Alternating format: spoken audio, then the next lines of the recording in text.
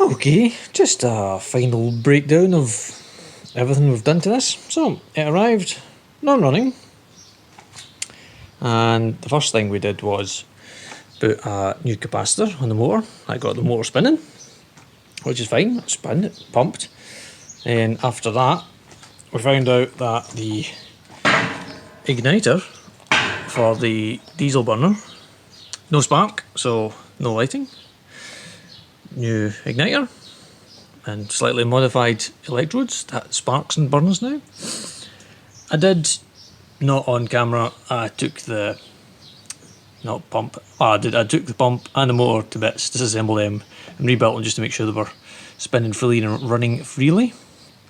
Did that, so it now blows air, pumps diesel, lights diesel, pumps water, makes hot. Oh, the thermostat, that was the last bit.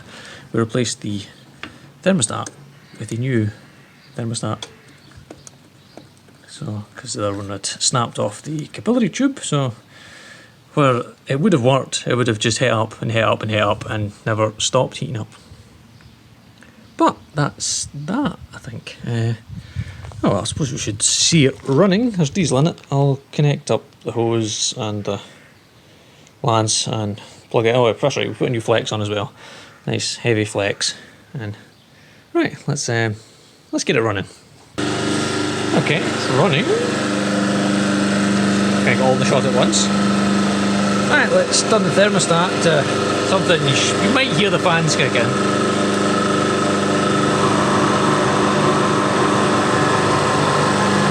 And you'll hopefully see the diesel light.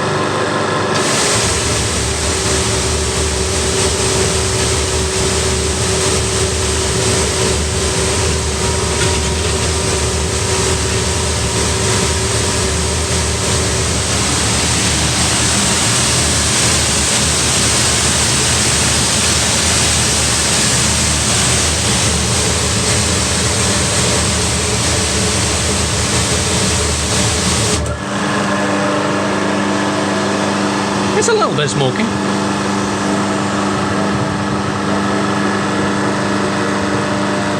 Oh. Well, with the diesel electric pressure washer, back with its rightful owner, he said to me, David, have you got time to take this one away? So this is another one that the engine's supposed to run quite happily, but the pump, not so much. So we'll get onto that eventually. We've got a video for that to make.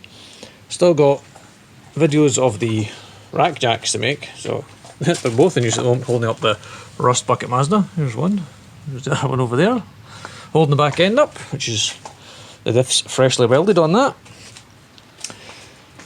Tidy up the pigsty of a workshop. It's just slowly gotten worse and worse and worse. What else have we got? We've got LED headlights been sent to us again for more testing. They might actually make it into Subaru this time if they're not utter garbage, which we'll find out when we test them. So yeah, it was just a quick update just to let you know what's happening and what's coming. Right, but today I'm going to be rebuilding the rear diff of a Mazda. Oh joy!